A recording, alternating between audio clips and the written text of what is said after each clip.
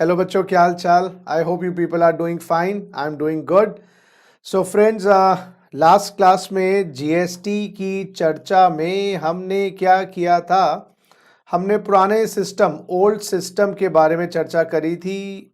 In fact VAT की चर्चा करी थी और वैट से भी पहले जो सेल टैक्स सिस्टम था उनकी चर्चा करी थी। हमने वैट सिस्टम में किस प्रकार से आपका output tax, yes output tax और इनपुट टैक्स आता है वो देखा था। और मैंने आपको कहा था कि आज की वाली क्लास में मैं आपको शॉर्टकमिंग्स बताऊंगा, वीकनेसेस बताऊंगा वैट की, जिसके कारण जीएसटी हिंदुस्तान में आया। और फिर जीएसटी के बारे में आज डिस्कशन भी करेंगे। तो आज आप जीएसटी के बारे में बहुत कुछ सीख जाएंगे और फिर आपकी कहानी अगली क्लास से शुरू हो जाएगी। सो फ्रेंड्स, जो वैट सिस्टम है उसके कुछ क्वेश्चंस कर लें। दो एग्जाम में नहीं आने वाले, लेकिन नॉलेज के लिए ऑब्वियसली कहीं से भी कुछ भी मिल जाए।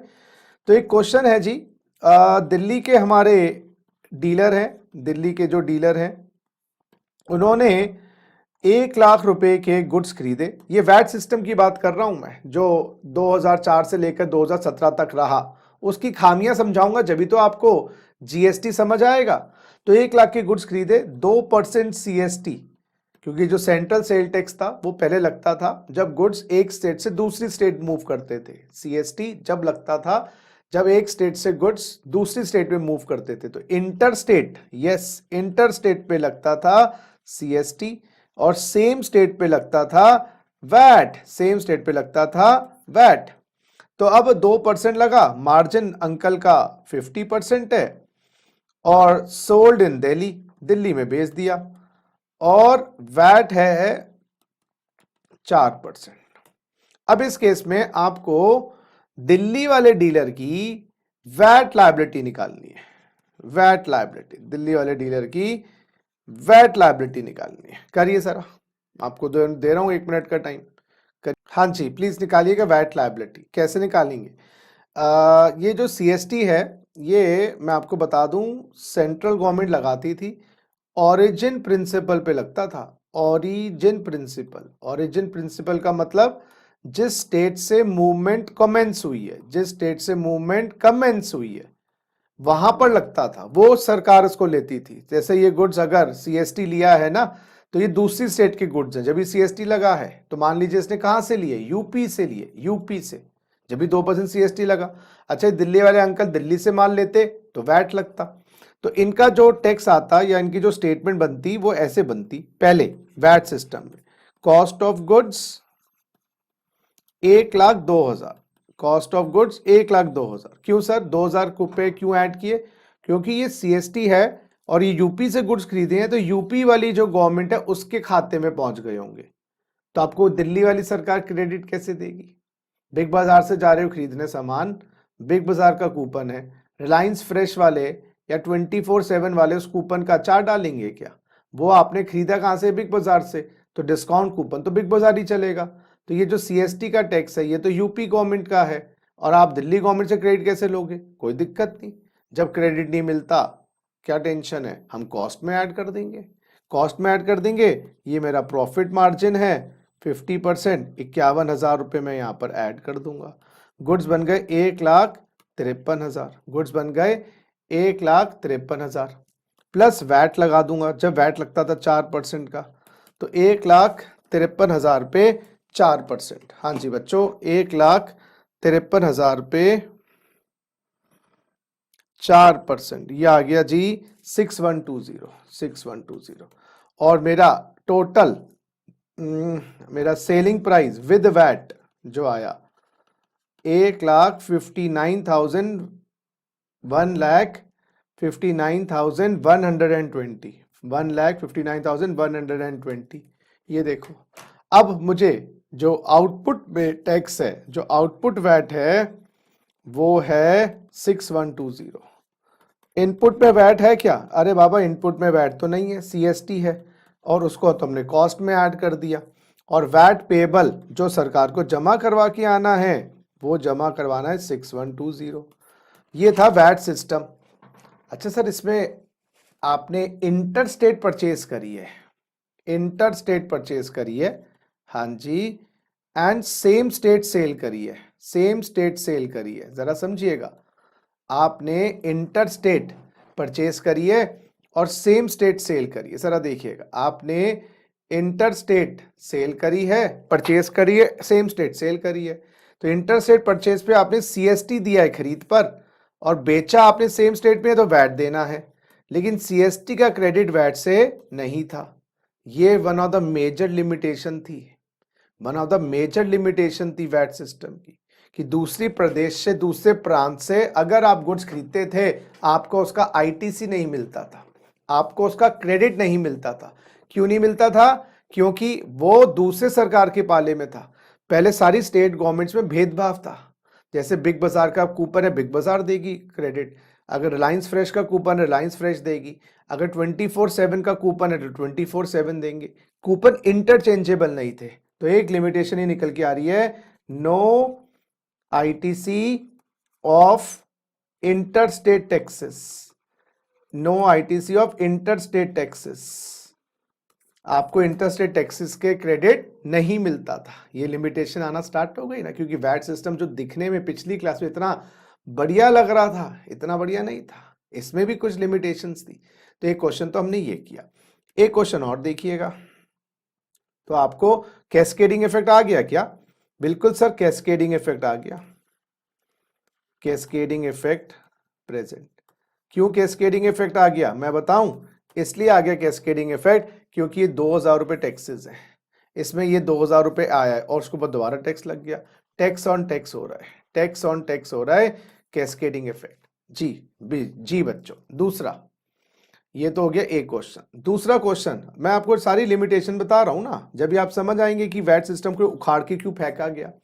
दूसरा, अगर आपने अपने गुड्स खरीदे हैं, यस, और कितने के खरीदे? 1 लाख रुपए के, उस पे आपने एक्साइज ड्यूटी लगी हुई है।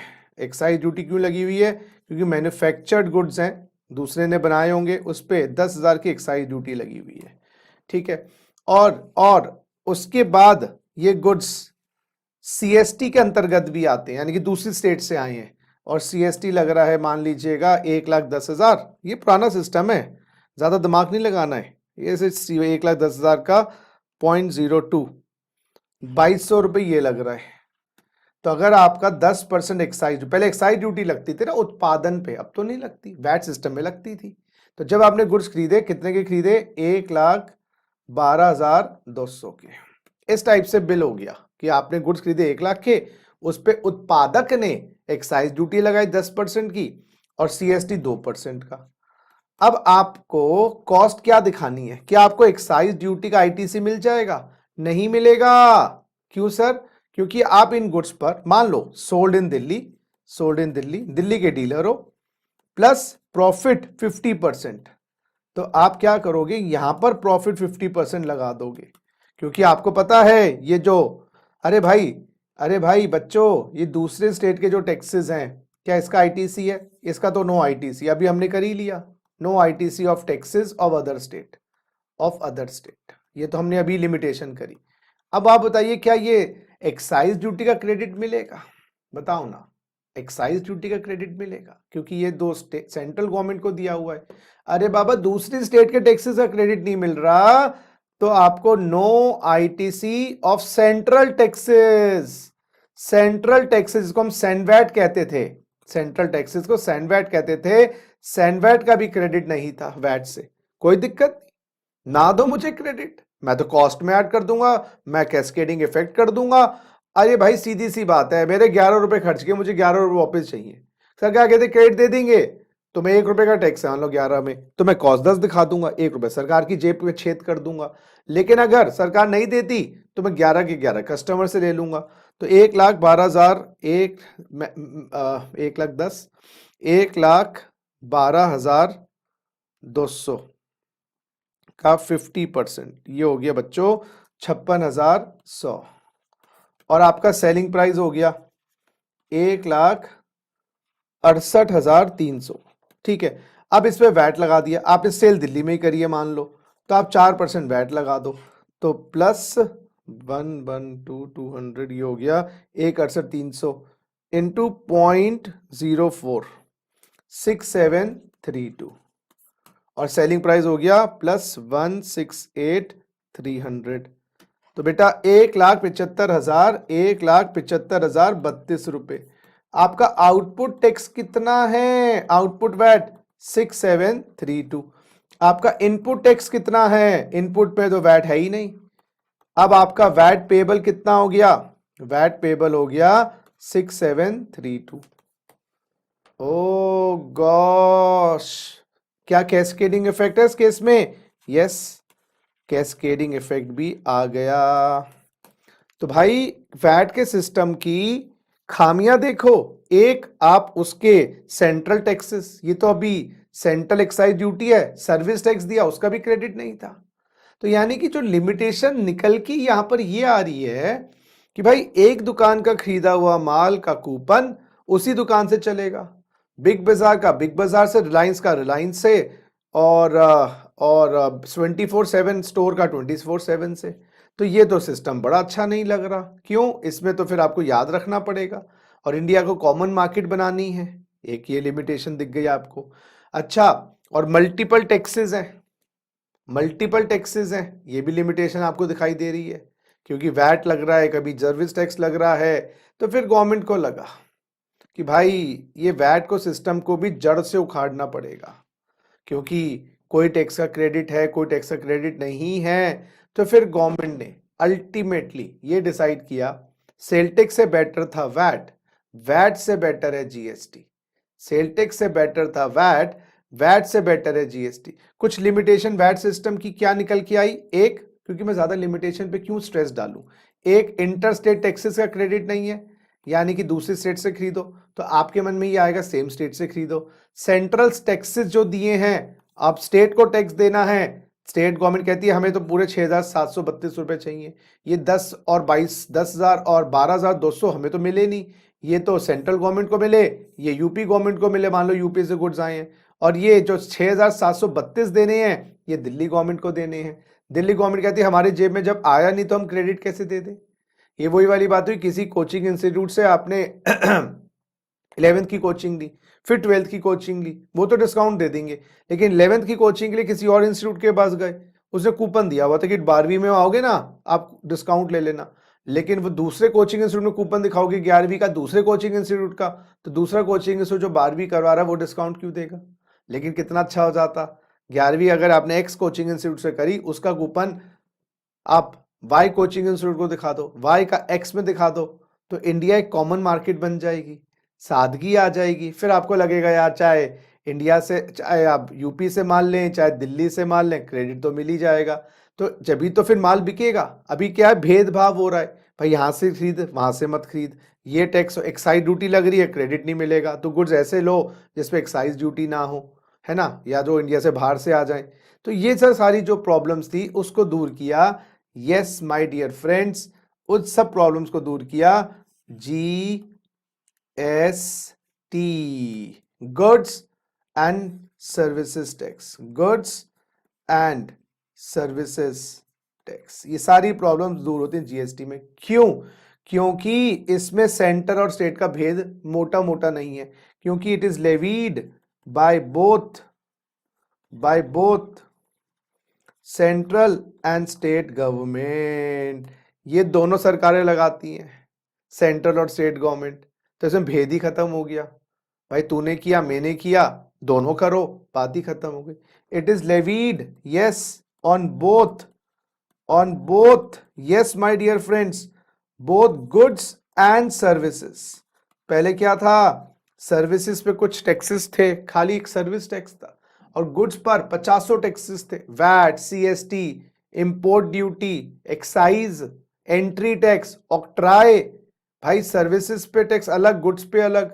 तो देखो जहां डिस्टिंक्शन करोगे, तू ये है मैं ये हूं, तो वहां पर भेदभाव रहेगा। गवर्नमेंट ने कहा जी जीएसटी दोनों पे लगाया जाएगा। अच्छा, levied on, yes, levied on intra state supply as well as inter state supply, inter state और इंट्रा स्टेट का बड़ा झगड़ा होता था पहले। इंट्रा क्या है, इंटर क्या है। इंट्रा पे पहले लगता था वैट, इंटर पे लगता था सीएसटी। गवर्नमेंट ने कहा जीएसटी दोनों पे लगेगा, तो सेंटर भी लगाएगी, स्टेट भी लगाएगा। क्या लगाएगी, जीएसटी, कॉमन कर दिया। Levied on goods and services, GST. Intra state पे भी लगेगा, इंटर स्टेट पे भी लगेगा जीएसटी। तो जब जीएसटी बिग बाजार, मान लो अब कूपन जो है बिग बाजार वाला सारे जनरल स्टोर्स पे चलेगा और सारे जनरल स्टोर का कूपन बिग बाजार चलेगा, तो इंडिया कॉमन मार्केट हो जाएगी। अब आपको ये नहीं रहेगा कि बिग बाजार से माल लूं या मैं परचूनिया की दुकान से सामान लूं या मैं रिलायंस फ्रेश से सामान लूं। अब आप कहीं से भी सामान ले लो, आपको कूपन सब चलेंगे। तो इसलिए जीएसटी लाया गया। जीएसटी अगर आपसे कोई पूछे कौन लगाता है, आप सिंपल सा जवाब देंगे, जीएसटी केंद्र और राज्य सरकार दोनों मिलकर लगाती हैं। सिंपल जवाब देंगे। कोई आपसे पूछे जीएसटी गुड्स पे लगता है सर्विस पे लगता है, आप बोलोगे जी जीएसटी दोनों पे लगता है, गुड्स पे भी और सर्विसेज पे भी। कोई आपसे पूछेगा इंट्रा पे लगता है इंटर पे लगता है, आप बोलोगे दोनों पे लगता है। तो इस केस में जब सभी पे जीएसटी लगता है तो आईटीसी का जो क्रेडिट है या जो इनपुट टैक्सेस का क्रेडिट है जो माइनस करने हैं वो इजी हो जाते हैं। इनपुट टैक्सेस का क्रेडिट इजी हो जाता है और बार बार मिल जाता है। फिर आपको ये नहीं लगता कि दिल्ली से माल ले, यूपी से ले, गुड्स लें या सर्विस लें, सेंट्रल गवर्नमेंट को दिया है, स्टेट गवर्नमेंट को दिया है, सबका क्रेडिट अलाउड है। और डीप में जाते हैं फ्रेंड्स देखो, आप या तो इंडिया में ट्रेड करेंगे जिसको हम नेशनल ट्रेड कहेंगे, या आप इंटरनेशनल ट्रेड करेंगे। नेशनल ट्रेड में, यस माय डियर फ्रेंड्स, अगर आप इंट्रा स्टेट सप्लाई करते हैं, इंट्रा स्टेट सप्लाई का मतलब सेम स्टेट सप्लाई करते हैं, यस सेम स्टेट सप्लाई करते हैं, यानी कि हरियाणा से हरियाणा ही सप्लाई करते हैं। Yes my dear friends, Haryana से हरियाणा, सेम स्टेट सप्लाई, हम आपके सप्लाई पर जीएसटी लगाएंगे। गुड्स या सर्विस दोनों, फर्क नहीं पड़ता।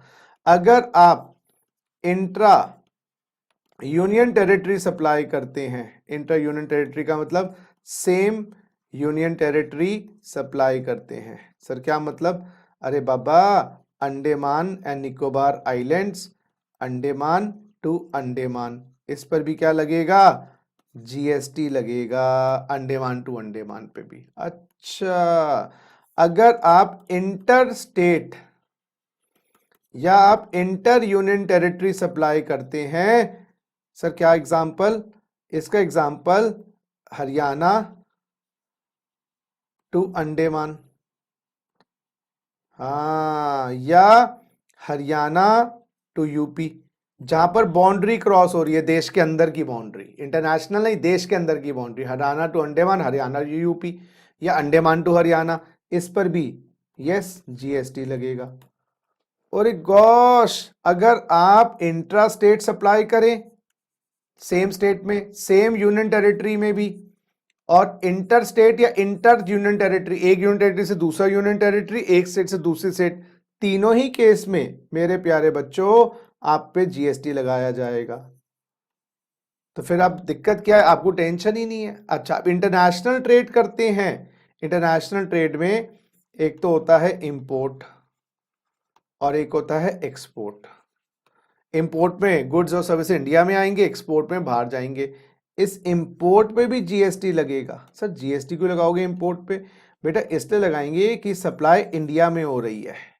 जीएसटी जो होता है ना, अगर कोई आपसे पूछे जीएसटी का मूल मंत्र क्या है, आप बोलोगे supply, yes supply of goods और सर्विसेज इन टैक्सेबल गुड्स और सर्विसेज, और बोथ, दोनों इकट्ठे भी कर सकते हो। सो गुड्स और सर्विसेज और both in taxable territory of India. Yes my dear friend, GST supply of goods और सर्विसेज और both in taxable territory of India. तो जीएसटी जो है वो सब गुड्स पे भी लगेगा, सप्लाई पर, गुड्स के सप्लाई पे, सर्विसेज की सप्लाई पे, taxable territory of India, India में सप्लाई होनी चाहिए। टैक्सेबल टेरिटरी का मतलब है whole of India including JNK, whole of India including JNK। Yes, taxable territory of India का मतलब है बच्चों पार्टी इंडिया में सप्लाई होनी चाहिए। तो जब हम इंपोर्ट करते हैं तो क्या सप्लाई इंडिया में हो रही है? क्या सप्लाई इंडिया में हो रही है? जीएसटी लगेगा। जब हम एक्सपोर्ट करते हैं सप्लाई इंडिया से बाहर जा रही है। अच्छा, तो ये होल ऑफ इंडिया क्या देखना है, खरीदार या रिसीवर? गवर्नमेंट कहती है जो प्लेस ऑफ सप्लाई है, प्लेस ऑफ सप्लाई है वो इंडिया में होनी चाहिए, प्लेस ऑफ सप्लाई है इंडिया में होनी चाहिए, क्योंकि GST my dear friends destination based है, डेस्टिनेशन बेस्ड जीएसटी। तो बच्चों जीएसटी जो है डेस्टिनेशन बेस्ड है। तो कोई पूछे जीएसटी कौन लगाता है? सेंट्रल स्टेट लगाती है। कहां लगता है, किस पे लगता है? गुड सर्विस पे लगता है, इंट्रा पे लगता है, इंटर पे लगता है, ठीक बिल्कुल लगता है, गुड सर्विस दोनों पे लगता है। लेकिन सप्लाई कहां होनी चाहिए? Supply taxable territory of India में होनी चाहिए। सप्लाई बच्चों टैक्सेबल टेरिटरी ऑफ इंडिया में होनी चाहिए। सप्लाई जो है टैक्सेबल टेरिटरी ऑफ इंडिया में होनी चाहिए। और टैक्सेबल टेरिटरी का क्या मतलब है my dear Laddu Gopal? Taxable territory का मतलब है whole of India including JNK। तो सप्लाई होनी चाहिए, सप्लायर अमेरिका का हो, चाइना का हो, पाकिस्तान का हो, पाकिस्तान छोड़ो, बांग्लादेश का हो, whole of India including JNK taxable territory है। सप्लाई यहां होनी चाहिए, तो प्लेस ऑफ सप्लाई होनी चाहिए, चाहे सप्लायर कहां का हो वो इंपॉर्टेंट नहीं है, सप्लायर कहां का है वो इंपॉर्टेंट नहीं है, सप्लाई हो कहां रही है वो इंपॉर्टेंट है। तो इस केस में जब इंपोर्ट हो रहा है तो सप्लाई इंडिया में हो रही है, जीएसटी लगेगा उस ट्रांजैक्शन पे। जब एक्सपोर्ट हो रहा है तो जीएसटी नहीं लगेगा, क्योंकि प्लेस ऑफ सप्लाई बाहर है, क्योंकि प्लेस ऑफ सप्लाई बाहर है, उस पे जीएसटी नहीं लगता। तो जीएसटी कहां कहां लगता है? इंपोर्ट पे लगता है, इंट्रा स्टेट पे लगता है, इंट्रा यूनियन टेरिटरी पे लगता है, इंटर स्टेट पे लगता है, इंटर यूनियन टेरिटरी पे लगता है। लेकिन सर जीएसटी जब लगता है तो सेंटर को कितना मिलेगा, स्टेट को कितना मिलेगा? गवर्नमेंट ने कहा जब इंटर स्टेट मूवमेंट होगी, यस, या इंपोर्ट होगा, उस केस में, यस माय डियर फ्रेंड्स, उस केस के अंदर जीएसटी सारा सेंट्रल गवर्नमेंट का होगा, बाद में स्टेट को डिस्ट्रीब्यूट कर देंगे। और इस जीएसटी को नाम दिया आईजीएसटी, इस जीएसटी को नाम दिया आईजीएसटी, इंटीग्रेटेड जीएसटी।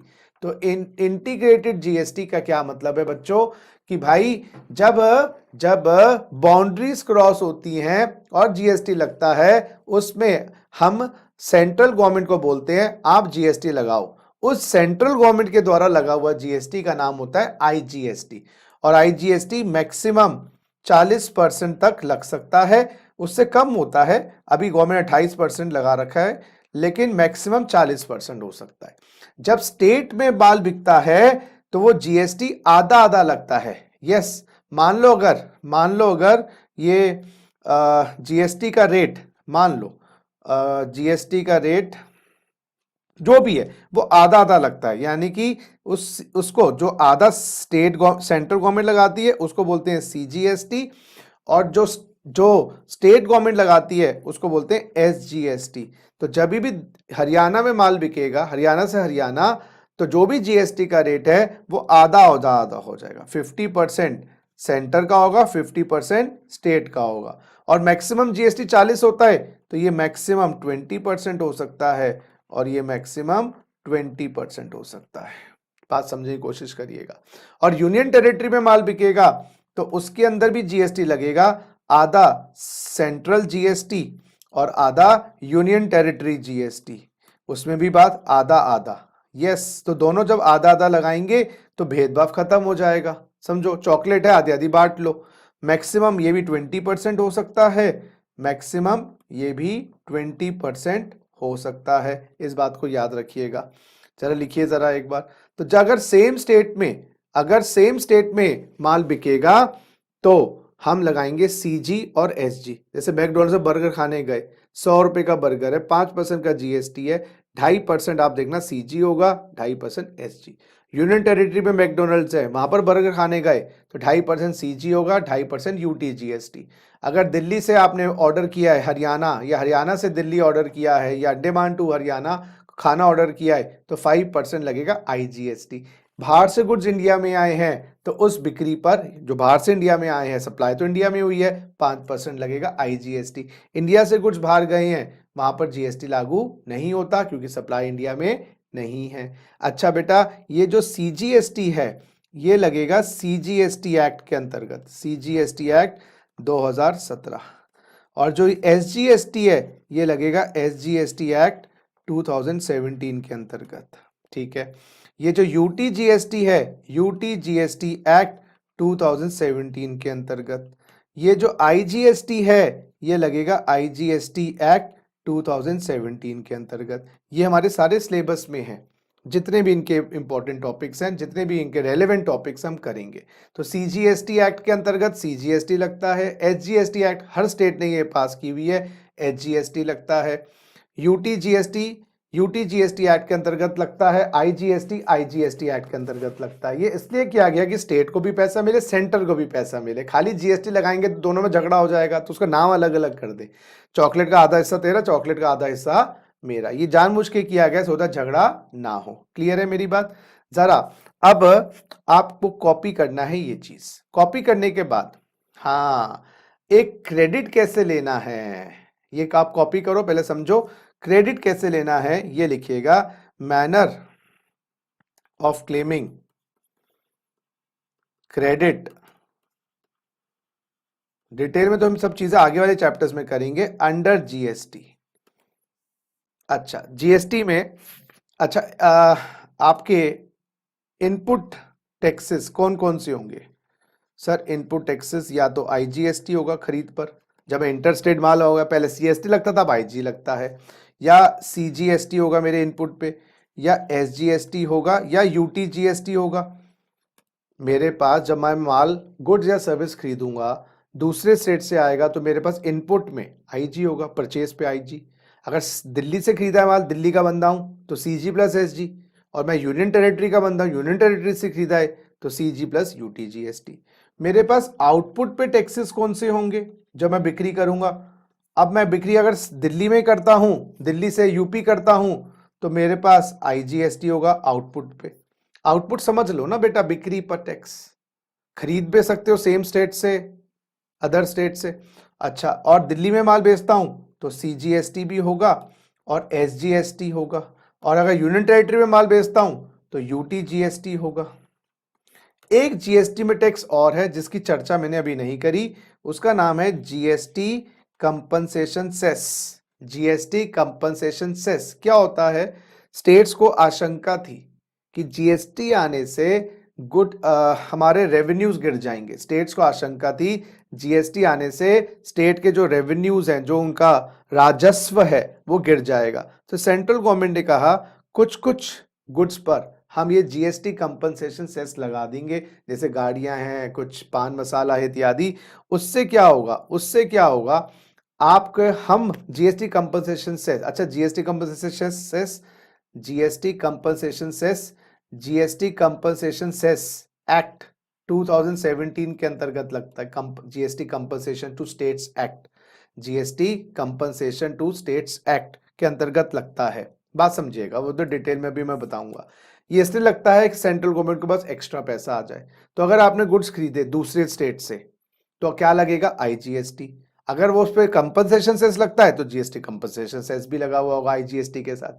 अगर सेम स्टेट से खरीदे और जीएसटी कंपनसेशन सेस लगता है तो सीजी भी लगा होगा, एचजी भी लगा होगा और कंपनसेशन सेस भी लगा होगा। और सेम स्टेट से खरीदे तो सीजी लगा होगा, यूनियन टेरिटरी से यूटी प्लस जीएसटी, तो GST compensation cess if applicable. ये हर एक जगह नहीं लगता, ये किसी किसी गुड्स पे लगता है। ऐसे ही अगर आपने माल बेचा जो जीएसटी कंपनसेशन सेस के अंतर्गत है तो आपको भी जीएसटी कंपनसेशन सेस लगाना पड़ेगा। तो हम अपने बिल में IG plus GST compensation cess या सीजीएसटी। अब क्या करवा रहा हूं मैं, इस पॉइंट को समझिएगा।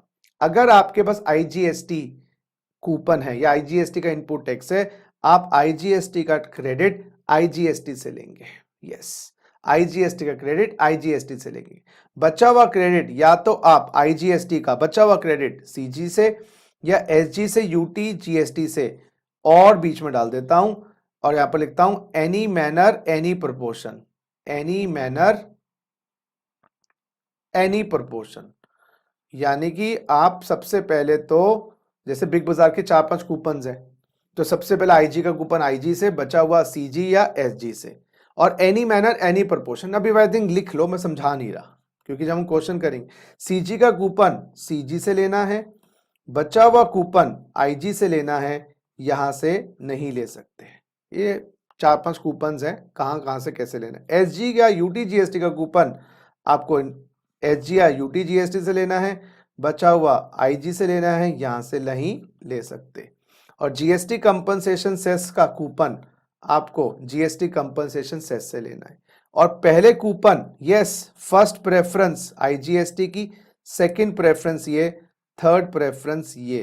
तो पहले आपको आईजी के कूपन खत्म करने हैं आईजी से या फिर सीजी और एसजी से, फिर सीजी के कूपन यूज करने हैं सीजी से बचे हुए आईजी से, और एसजी के कूपन एसजी से बचे हुए आईजी से, सीजी से एसजी का कूपन नहीं ले सकते और सीजी का कूपन एसजी से नहीं ले सकते, और जीएसटी कंपनसेशन से जीएसटी कंपनसेशन सेस से ही ले सकते। ये बातें अभी क्लियर होंगी नहीं, उसके लिए मैं आपको प्रैक्टिकल क्वेश्चन करवाऊंगा, आप ये कॉपी करिए। हाँ जी बच्चों, चल कुछ क्वेश्चंस प्रैक्टिस करें, ये सेट ऑफ का कॉन्सेप्ट को कैसे करना है। आइए जरा, अब मैं इस क्वेश्चंस में ये एज्यूम कर रहा हूं कि जो हमारे असेसी हैं या जो हमारा पर्सन है वो है रामलाल, और वो दिल्ली में रजिस्टर्ड है, और उसने कुछ माल खरीदा है, गुड्स खरीदे हैं 1 लाख रुपए के, समझना, प्लस 12% जीएसटी फ्रॉम दिल्ली से खरीदे हैं। बंदे का मार्जिन 50% है और सोल्ड इन दिल्ली। अब आप मेरे साथ बिल्कुल करेंगे, ये हो क्या रहा है, और उसने गुड्स को दिल्ली में ही बेचे। अब जरा ये क्वेश्चन है केस 1। अब जब उसने माल खरीदा होगा, वो खरीदा होगा 1,12,000 का। आप मुझे बताइएगा ये जो 12% जीएसटी होगा, कौन सा जीएसटी होगा। दिल्ली में हो आप, दिल्ली से खरीदे हैं, तो ये इंट्रा स्टेट सप्लाई माना जाएगा। अब चार्ट देखिए, इंट्रा स्टेट सप्लाई होगा और विक्रेता ने जो सेलर है उसने सीजी 50% और एसजी आधा लगाया होगा, आधा 50-50, मैक्सिमम 20% रेट होता है, लेकिन यहाँ पर तो ऑब्वियसली हमारा रेट 12 है। तो यानी कि जब आपने परचेज किया होगा तो आपके पास परचेज का जो बिल आया होगा, वो ऐसे आया होगा, 1,00,000 रुपए प्लस 6% सीजीएसटी 6,000 प्लस 6% एसजीएसटी 6,000, ये 1,12,000 का बिल ऐसे आया होगा आपके पास। ये जो बिल आया होगा वो ऐसे आया होगा आपके पास, परचेज का बिल। यस, अब मेरा क्वेश्चन ये देखो, ये मैक्सिमम 20% ज्यादा नहीं हो सकता, ये तो 6% ही हुआ ना, क्योंकि जीएसटी का रेट 12 है, मैक्सिमम 40 हो सकता है, तो 20 सेंटर का 20 स्टेट का, लेकिन अगर जीएसटी का रेट 12 है तो 6। ठीक हो, अब आपको क्या इसका आईटीसी मिलेगा, इन दोनों टैक्सेस का क्या आईटीसी मिलेगा, क्या इनपुट टैक्स क्रेडिट मिलेगा। हाँ जी, मिलेगा, क्योंकि आप माल दिल्ली में बेच रहे हो, तो आप जब सेल का बिल इशू करोगे उस पर भी आप सीजीएसटी लगाओगे, समझो ना मेरी बात। और जीएसटी के टैक्सेस जीएसटी से तो अलाउड होते हैं, वो अलाउड नहीं करोगे तो फिर फायदा क्या हुआ। पहले तो सीएसटी का क्रेडिट नहीं था, इंपोर्ट ड्यूटी से क्रेडिट नहीं था, एक्साइज का क्रेडिट नहीं था, और जीएसटी का जीएसटी से क्रेडिट दोगे, डूब के मरो फिर सिस्टम को। तो जब क्रेडिट मिल जाएगा तो कॉस्ट में क्यों दिखाएं। तो मेरी जो कॉस्ट ऑफ गुड्स होंगे वो होंगे 1,00,000। हाँ, कॉस्ट ऑफ गुड्स होंगे 1,00,000। अच्छा, मेरा मार्जिन कितना हुआ, मेरा मार्जिन हुआ मेरे बच्चों, मेरा मार्जिन हुआ 50%, 50,000 है ना। और मेरा selling price without GST 1,50,000। GST के टैक्सेस का जीएसटी से क्रेडिट है, वो कॉस्ट में ऐड ही नहीं होने, बात खत्म।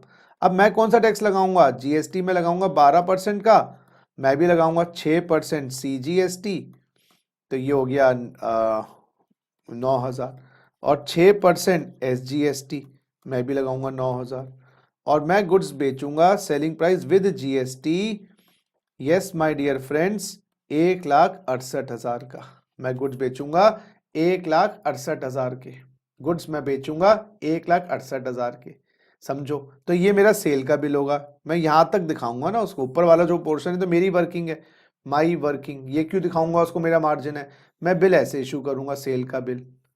तो सेल के बिल से मेरा आउटपुट जीएसटी आएगा,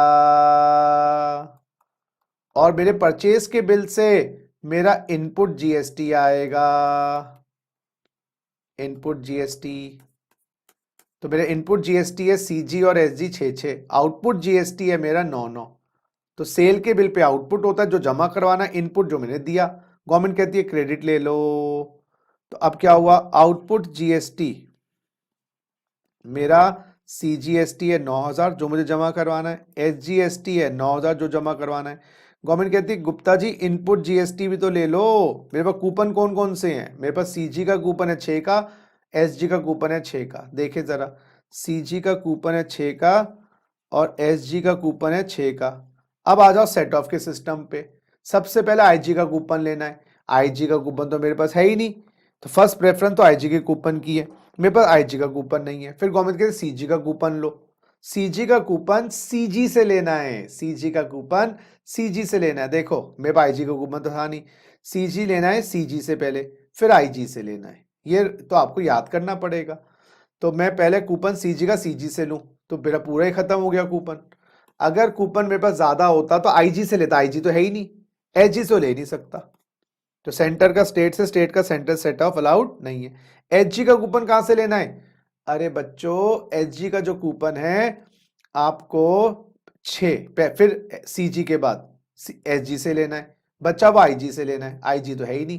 तो यहां पर हमने क्या किया, एचजी का कूपन एचजी से लिया, कितना 6,000, सेंटर से नहीं ले सकते। अब GST payable, yes my dear friend, GST payable आ गया 3,000 रुपए सीजीएसटी, 3,000 रुपए एसजीएसटी। तो मुझे पेबल आ गया 3,000 रुपए सीजीएसटी जमा करवाना है, 3,000 रुपए एसजीएसटी, क्रेडिट मिल गया सेम स्टेट का सेम स्टेट से। सर वैट में भी तो मिल जाता था, हमने लास्ट क्लास में जो किया था सेम स्टेट का। अब मैं आपको ब्यूटी दिखाऊंगा जीएसटी की, रियल ब्यूटीफुल। अब मैं ये मानूंगा 1 लाख के गुड्स मैंने जो खरीदे हैं केस 2 में इंटर स्टेट के हैं, goods purchased for ₹1 lakh plus 18% GST, yes from UP. तो जब मैंने यूपी से लिए तो बिल में क्या लिखा होगा, परचेज का बिल बताओ, परचेज का जो बिल होगा, परचेज का जो बिल होगा उसमें यूपी वाले अंकल ने क्या लगाया होगा बताऊं, उसने बेचा होगा 1 लाख का, उसने जीएसटी लगाया होगा एट 18%, वो होगा आईजीएसटी 18,000 रुपए, 12% ले रहे थे ना हम, या 18 ले रहे थे, एक सेकेंड बेटा देख लेते हैं, 12% ले रहे थे, तो 12 से चलने दो ना, तो 12% ले रहे थे, तो 12% और 12,000 रुपए लगाया होगा, मुझे दिया होगा 1,12,000 का बिल। पिछली केस में भी 1,12,000 का बिल था। देखो आप दूसरे सेट से खरीदो वही टैक्स है, सेम सेट से खरीदो सेम टैक्स है, बस नाम बदल जाएगा, नाम में क्या रखा है ना, तो नाम बदल जाएगा, क्योंकि जो पहले जीएसटी था उसका नाम था CG plus SG, same state से लिया, इंटर से लिया आईजी, लेकिन आईजी का भी क्रेडिट है, क्रेडिट है, बल्ले बल्ले, क्योंकि जीएसटी का टैक्स का क्रेडिट जीएसटी से है, नेचर कोई भी हो। अब आपकी कॉस्ट ऑफ गुड्स क्या मानोगे, कॉस्ट ऑफ गुड्स मानेंगे सर 1 लाख, फिर अभी दिखाता हूं, प्लस मार्जिन ऐड करो, कितना 50%, 50,000, और गुड्स कितने के बन के तैयार हुए 1.5 लाख के, प्लस आप 12% जीएसटी लगाओ, 12%। आप कौन सा जीएसटी लगाओगे, आप तो दिल्ली में बेच रहे हो, आपने परचेज यूपी से किया, सोल्ड दिल्ली में किया, आपने इनको सेल दिल्ली में किया, तो दिल्ली में सेल किया तो 12% आप लगाओगे, 6% सीजीएसटी, 6% एसजीएसटी, 9,9,000, नौ नौ, देखो वर्किंग डिट्टो सेम वैसी आ रही है जैसे पिछला क्वेश्चन था। दूसरी स्टेट से खरीदो, सेम स्टेट खरीदो, बिल वही आ रहा है। सेम स्टेट को अब आपने बेचा, वहां पर भी वहां पर सेम स्टेट से खरीद के बेचा था, यहां पर दूसरी स्टेट से खरीद के बेचा, प्राइसिंग वही आ रही है, फर्क नहीं पड़ रहा, है ना। अब आपका आउटपुट टैक्स क्या है? अब आपका आउटपुट जीएसटी सीजीएसटी है 9,000 और एसजीएसटी है 9,000। क्योंकि पिछले केस में भी आपने दिल्ली में बेचा तो सीजीएसजी आपकी बिक्री पर है, यहां पर भी ये आपका सेल का बिल आएगा। ऊपर वाला अमाउंट आप कभी सेलर को दिखाओगे नहीं, परचेजर को, ये आपका सेल का बिल होगा, ये परचेज का बिल। परचेज के बिल से ये आपका इनपुट जीएसटी है, और बेटा सेल के बिल से आपका आउटपुट जीएसटी है। और इनको क्रेडिट लेने के लिए वो फॉर्मूला मैंने बताया है। अब आपके पास इनपुट में कौन सा टैक्स है? My dear Laddu Gopal, input में आपका टैक्स है आईजीएसटी 12,000। इनपुट में आपका आईजीएसटी है 12,000। अब क्वेश्चन ये उठता है, क्या ये 12,000 का क्रेडिट आईजी का किससे किससे मिलेगा, किस किस से मिलेगा, चेक करके बताओ। ये 12,000 का क्रेडिट आईजी का, पहले आईजी से लेना है। भाई मेरे बिक्री पे तो आईजी ना है, मैंने तो दूसरी सेट में माल नहीं बेचा, कोई टेंशन नहीं। अब या तो सीजी से ले लो या एचजी से ले लो, आपकी मर्जी है। तो वो 12,000 का जो कूपन था, या तो आप 2 और 3 लिखा है ना, और है बीच में, तो ये जो 12,000 का कूपन था, आप इसको, हाँ जी बच्चों, ये 12,000 का जो कूपन था, या तो आप सीजी से ले लो या एचजी से ले लो, मर्जी आपकी है। तो आप ऐसे भी कर सकते हो। ऑप्शन 1, सुनो मेरी बात, आधा आधा ले लो, 6,000 6,000, 3,000 आ जाएगा, पिछले केस में भी। ऑप्शन 2, आप ऐसे भी कर सकते हो, 9,000 3,000, ये भी सही है। ऑप्शन 3, आप ऐसे भी कर सकते हो, 3,000 और 9,000, आप ये भी कर सकते हो। ऑप्शन आपके पास कोई एक लो। ऑप्शन 4, आप ऐसा करो, 7,000 और 5,000। तो एग्जाम में अगर आएगा, आप कोई भी ऑप्शन ले लीजिएगा, डिपेंडिंग अपॉन आपको ऑप्शंस क्या दी गई हैं, नहीं तो नोट दे देंगे हम। तो हम एक ऑप्शन लेकर नीचे लिख देंगे, we have taken 50-50, alternatively could have been 933975। तो आईजी का जो कूपन है, आप सीजी से या एचजी से किसी भी तरीके से सेट ऑफ ले सकते हो, कोई टेंशन ना है, ये बात याद रखिएगा, देयर इज नो टेंशन। तो either you can claim from CG, either you can claim from HG, there is no tension. Yes, हाँ, एग्जाम में ऑप्शन 1 दे दीजिएगा दिखा के, या ये एक ऑप्शन पकड़ लो, दूसरों को ऑल्टरनेटिव में दिखा दो। चलो केस 3 करता हूं मैं आपके साथ। अब बंदे ने क्या किया, purchase goods from UP for rupees 1 lakh plus 12% GST, margin 50%, sold to yes Bihar at 12% GST. अब आपने क्या किया, दूसरे से खरीदा, दूसरे को बेचा। तो जो आपका परचेज का बिल आया होगा, खरीद का बिल, परचेज के बिल में क्या लिखा होगा बेटा, गुड्स की कॉस्ट दिखाई गई होगी 1 लाख, और आईजीएसटी लगा होगा 12%, क्योंकि दूसरे सेट से आया है 12,000, और आपका बिल बन गया होगा 1,12,000, है ना। और आप जब सेल करोगे तो क्या आपको 12,000 क्रेडिट मिल जाएगा? क्योंकि आपको भाई जीएसटी के टैक्सेस तो जीएसटी से मिल जाते हैं, कॉस्ट में ऐड नहीं करते जीएसटी के टैक्सेस। अगर कॉस्ट में ऐड करना पड़े तो कैस्केडिंग इफेक्ट हो जाएगा, तो हटाओ। तो कॉस्ट ऑफ गुड्स मेरी बनेगी यस 1 लाख, इसमें मैं ऐड करूंगा मार्जिन, मार्जिन ऐड करूंगा 50%, 50,000। गुड्स बनके तैयार हो गए 1.5 लाख, गुड्स बनके तैयार हो गए 1.5 लाख। अब मैं ऐड करूंगा, मैं भी बिहार में बेच रहा हूं तो मैं भी आईजीएसटी लगाऊंगा, इंटर स्टेट, याद करो ना, अभी तो बताया, इंटर स्टेट जब आप माल बेचते हो आईजी लगाना है। अच्छा ये लो, इंटर स्टेट पे आईजी लगाना है, आईजी, आईजी लगाना, वो तो लॉ में लिखा है मैक्सिमम 40%, जो डेट देंगे हम तो वो लगाएंगे, हमें क्या पता 30 लगाना है, 40 लगाना है, 15 लगाना है। तो इस केस के अंदर हमें जो जीएसटी लगाना है वो लगाना है आईजीएसटी। कितना परसेंट का लगाना है? आईजीएसटी लगाना है हमें 12% का। कितना कितना 18,000 रुपए। आंसर देखो डिट्टो सेम आ रहे हैं। हाँ, मेरा ये सेल का बिल होगा। ऊपर वाला पार्ट तो मैं क्यों बताऊंगा किसी को, मेरा मार्जिन कितना है तो फैल जाएगा बाहर। तो ये मेरा, हाँ, इनपुट टैक्सेस है, ये मेरा इनपुट जीएसटी है बच्चों, ये मेरा आउटपुट जीएसटी। 18,000 मेरा आउटपुट जीएसटी है, आउटपुट जीएसटी है। ये मेरा इनपुट जीएसटी है, ये मेरा आउटपुट जीएसटी है। बात समझने की कोशिश करिएगा। तो ये मेरा इनपुट जीएसटी है 12,000 का, आउटपुट जीएसटी 18,000 रुपए का। अब हम सेट ऑफ कैसे करें? तो आउटपुट में जीएसटी लड्डू गोपाल कौन सा है? सर जी आउटपुट में है 18,000 आईजी का। इनपुट में कौन सा है? कितने आदमी थे? इनपुट में कौन सा जीएसटी है? इनपुट में भी सर आईजीएसटी। अरे बल्ले बल्ले बल्ले बल्ले बल्ले बल्ले, ये 12 का 12 पूरा अलाउड हो जाएगा, क्योंकि देखो चार्ट में आईजी का कूपन तो आईजी से मिलता ही है, हम तो सीजीएसजी से भी देते हैं, तो आईजी का कूपन आईजी से भी है, सीजीएसजी से एनी मैनर। पहले तो आईजी का आईजी से, तो यहां पर अब जीएसटी पेबल आ गया। अब आपका जीएसटी पेबल आ गया, जीएसटी पेबल आ गया 6,000 रुपए। लो जी, आंसर हर जगह सेम आ रहा है। ब्यूटी देखो, क्रेडिट मिल रहा है, नाम बदल रहे हैं लेकिन क्रेडिट मिल रहा है। अब केस 4 देखिए जी, बिल्कुल सही जी, केस 4। अब आपने क्या किया? गुड्स को खरीदा सेम स्टेट से, बेचा दूसरी स्टेट में। So goods purchased, yes my dear friends, for rupees 1 lakh plus 12% GST from Delhi. Delhi के तुम बंदे हो, है ना। Margin 50%, sold to UP. ये हमने केस किया नहीं ना अभी, सेम स्टेट में और इंटर स्टेट में बेचा।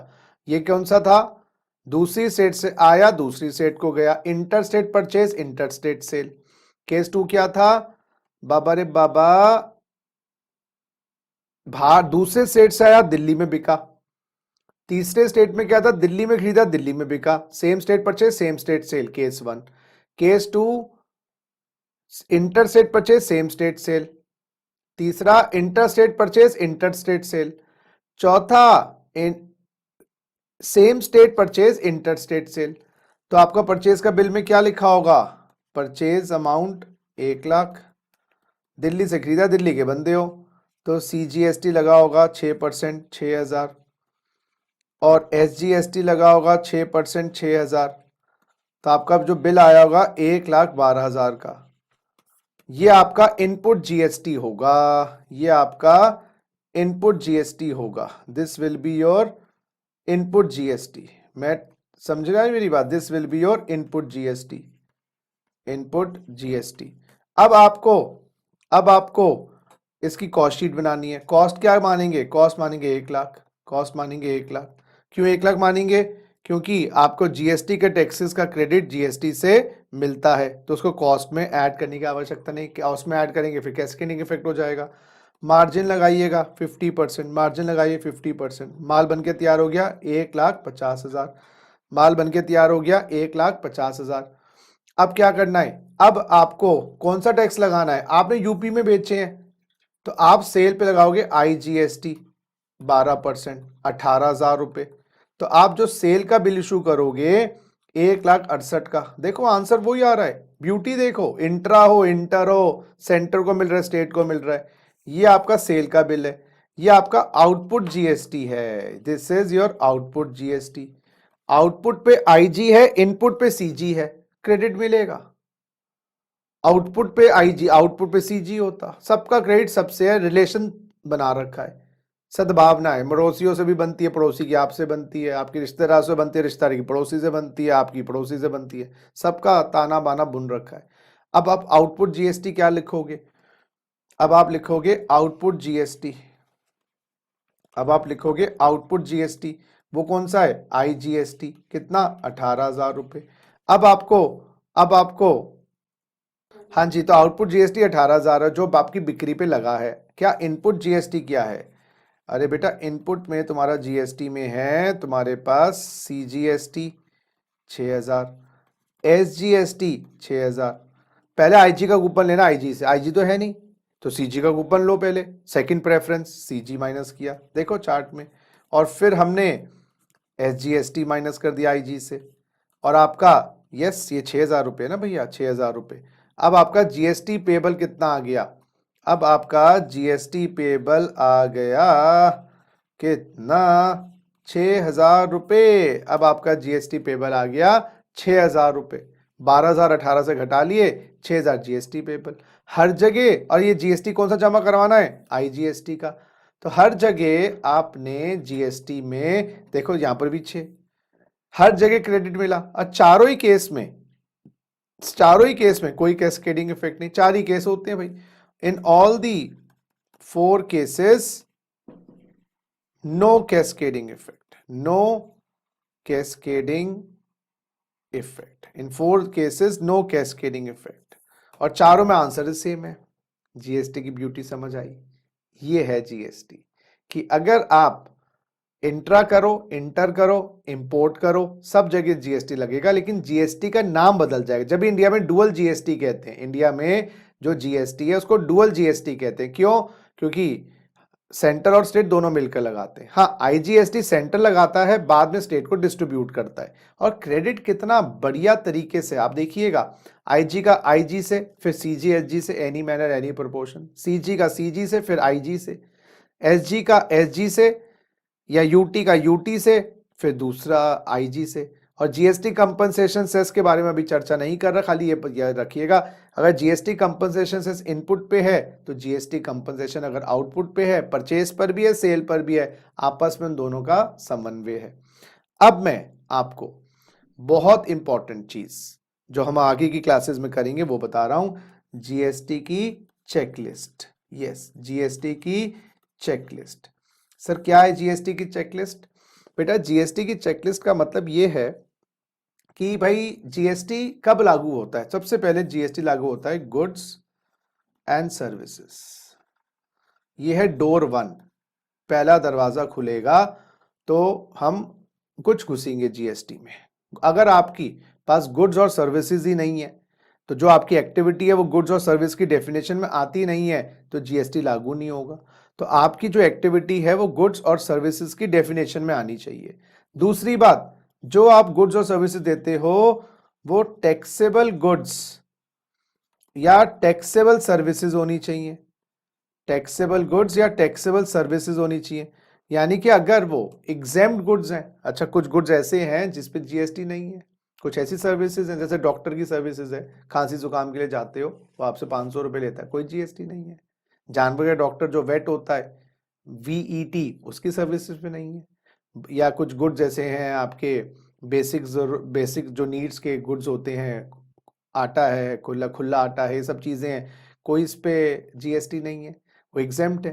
तो अगर आप ऐसे गुड्स बेच रहे हो जिस पे GST नहीं है, बात ही खत्म। ये डोर 2 है, दूसरा दरवाजा खुला तो आप GST में और फंसे।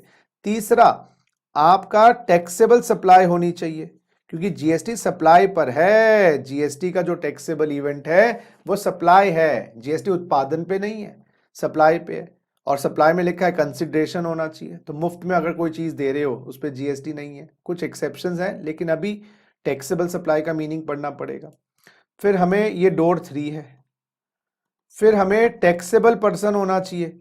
टैक्सेबल पर्सन का क्या मतलब कि भाई जो GST लगा रहा है वो रजिस्टर्ड होना चाहिए। अगर वो GST में रजिस्टर्ड ही नहीं है, जैसे इनकम टैक्स में 2.5 लाख की, 3 लाख की, 5 लाख की लिमिट होती है, उन पे इनकम टैक्स होता ही नहीं। तो आप इनकम कमा भी लो, आपके ऊपर इनकम टैक्स है ही नहीं। तो टैक्सेबल पर्सन होना चाहिए। अगर आप टैक्सेबल पर्सन नहीं हो तो GST नहीं है। 5वां डोर है टैक्सेबल टेरिटरी ऑफ इंडिया। 5वां डोर है टैक्सेबल टेरिटरी ऑफ इंडिया। जो सप्लाई होनी चाहिए वो इंडिया के टैक्सेबल टेरिटरी में होनी चाहिए। इंडिया से अगर बाहर सप्लाई हो रही है तो बच्चों GST लागू ही नहीं होता। अब मैं आपको समझा रहा हूं, 5 दरवाजे खुलेंगे तो GST एप्लीकेबल होगा आपकी ट्रांजैक्शन पे, आपकी सप्लाई पर।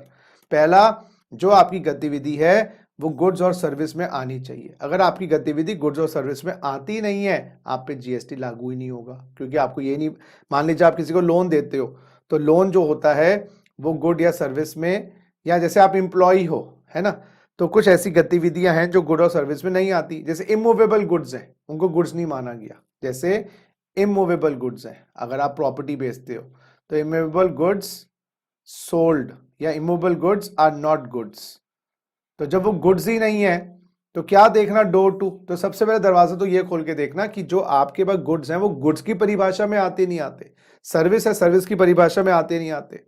दूसरी बात, वो टैक्सेबल होने चाहिए, शुड नॉट बी एग्जेम्प्ट।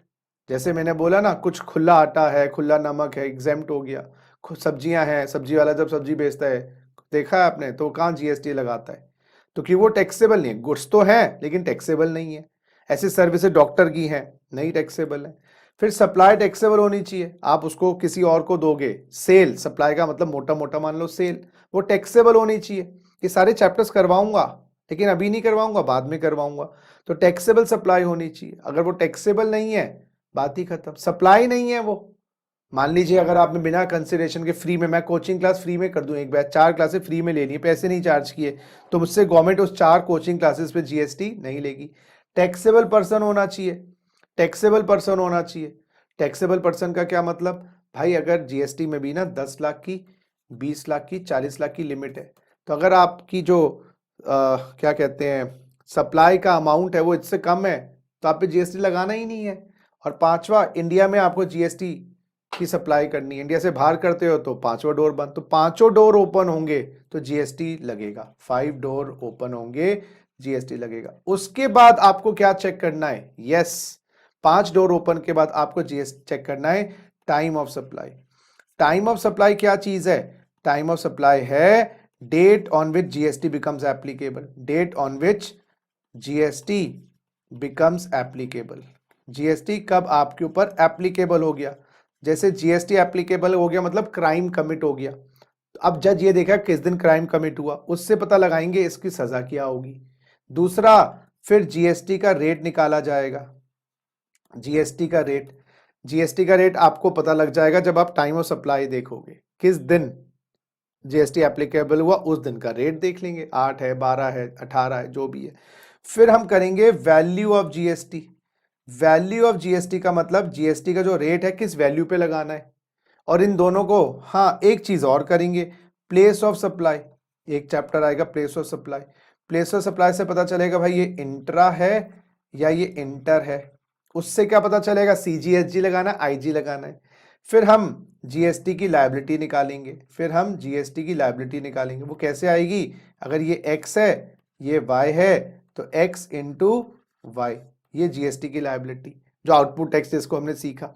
इसमें से हम माइनस करेंगे आईटीसी और जीएसटी डिपॉजिट करवाएंगे, खत्म जी जीएसटी, चलो घर जाओ। ये है जी जीएसटी की कहानी। तो हमारे ये 5 और 5 10 चीजें हैं। मैं आगे की क्लासेस में पहले इन चीजों से शुरू करवाऊंगा, टाइम ऑफ सप्लाई, जीएसटी की value, place of supply, liability, so that आपको कॉन्सेप्ट पकड़ना आसान हो। ये बीच बीच में मैं चीजें डलवाता रहूंगा। 5 डोर, तो 5 डोर जीएसटी के, पहला जी आपकी गतिविधि गुड और सर्विस की डेफिनेशन में आती हो। गतिविधि अगर आती है उस पर टैक्स भी लगता हो, अगर जैसे एग्रीकल्चर इनकम, इनकम टैक्स नहीं लगता। तीसरा, उसकी गतिविधि आप दूसरे तक पहुंचाओ, वो सप्लाई करो, खुद खरीद के रखा हुआ है तो आप जब बेच नहीं रहे, ट्रांसफर नहीं कर रहे, किसी को दे नहीं रहे हो, तो वो सप्लाई कहते हैं। सप्लाई का मीनिंग भी पढ़ेंगे। अगर आप सप्लाई भी करते हो, गुड्स भी दे रहे हो, डेफिनेशन भी सही है, लेकिन आप जीएसटी की लिमिट में नहीं आते, 20 लाख की लिमिट के नीचे आपकी टर्नओवर, बात बैठो घर में, जीएसटी लगाने की आवश्यकता नहीं। पांचवा, अगर टर्नओवर भी ज्यादा है लेकिन सारा ही आप एक्सपोर्ट करते हो इंडिया से बाहर, तो टैक्सेबल टेरिटरी में तो आपका माल बिकता ही नहीं, क्यों जीएसटी लगाओगे। तो ये पांचों चीजें पूरी हो गई तो जीएसटी एप्लीकेबल हो गया।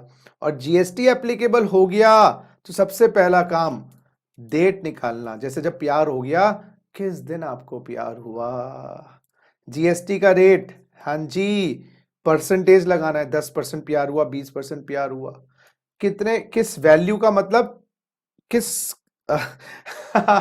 ये आई थिंक वैल्यू का मतलब, ये हर चीज का एग्जांपल नहीं बनता। वैल्यू का मतलब कितने अमाउंट पे जीएसटी का रेट लगाना है। प्लेस ऑफ सप्लाई से पता चलेगा, अच्छा वो ऑब्वियसली इंडिया होगी प्लेस ऑफ सप्लाई, लेकिन इंडिया में सेम स्टेट में है, इंटर स्टेट में है, तो बेसिकली टाइम से पता चलेगा डेट, ये रेट, वैल्यू से अमाउंट, अमाउंट जिस पे रेट लगाना है ये, प्लेस से CG लगाना है, SG लगाना है, UT लगाना है, ये पता चलेगा।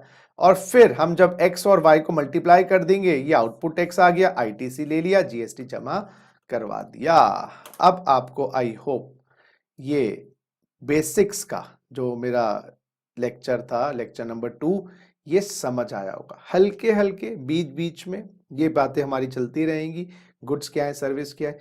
नेक्स्ट मैं आपको ये टाइम ऑफ सप्लाई वाला चैप्टर स्टार्ट करवाऊंगा, जिसमें ये मैं बताऊंगा तारीख, क्योंकि तारीख से पता चलेगा जीएसटी का रेट। देखो तारीख क्यों इंपॉर्टेंट है, मैं आपको ये बताऊं।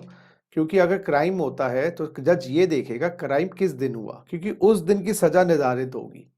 तो ऐसे ही जब अगर मान लो जनवरी में कॉन्ट्रैक्ट साइन किया, फरवरी में माल गया, मार्च में बिल इशू किया, अप्रैल में पेमेंट आई, तो आपको एक पर्टिकुलर तारीख तो देखनी है। क्यों देखनी तारीख? अच्छा, इनकम टैक्स में तो ईयर होता है, पूरे साल की इनकम पे टैक्स लगता है। जीएसटी पर ट्रांजैक्शन पे टैक्स लगता है, जीएसटी पर ट्रांजैक्शन पे टैक्स लगता है। तो we will compute the time of supply. Time of supply हमारे सेक्शंस आएंगे, सेक्शन 12, सेक्शन 13, सेक्शन 14। यस, कौन सी एक्ट का? सीजीएसटी एक्ट का। यस दोस्तों, हमारा मेजॉरिटी जो काम लगेगा सीजीएसटी एक्ट पढ़ेंगे। ये देखो जो सीजीएसटी एक्ट है, क्योंकि मैं आपको बताऊं ये जो एक्ट्स हैं, अभी देखिए जरा, ये जो सीजीएसटी एक्ट है, जो ये हमारी मेन एक्ट है जिसको हम पढ़ने वाले हैं।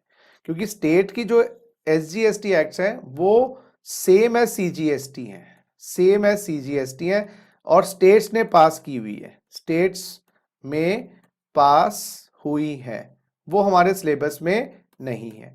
उसके बाद यूटीजीएसटी, ये यूनियन टेरिटरी ने पास की हुई है, इसका भी कोई मेजर हमें पढ़ने की आवश्यकता नहीं है, छोटी छोटी बातें पर। हाँ, आईजीएसटी से हमें पता चलेगा place of supply. Place of supply का मतलब आईजीएसटी एक्ट बताएगा what is intra, what is inter. Sir पता तो है सर, अभी ऊपर किया तो था इंट्रा इंटर। अरे बेटा इतना इजी नहीं है, कभी कभार 50 जगह सप्लाई जारी होती है। तो आईजीएसटी एक्ट प्राइमरीली हमें ये बताएगी इंट्रा सप्लाई क्या होता है, इंटर क्या होता है। हमारी जो एक्ट है वो है ये सीजीएसटी एक्ट। इसलिए जब मैं आपको, हाँ जी बच्चों, जब मैं आपको, ये आइए जरा मेरे पास, जब मैं आपको टाइम ऑफ सप्लाई करवाऊंगा तो section 12, 13, 14 of the CGST act करवाऊंगा। बात समझ आ गई? जब मैं वैल्यू ऑफ जीएसटी करवाऊंगा section 15 of the CGST act करवाऊंगा।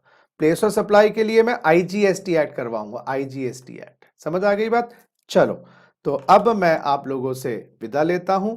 हल्के हल्के बीच बीच में हम ये चीजें करते रहेंगे। Take care, love you, God bless you.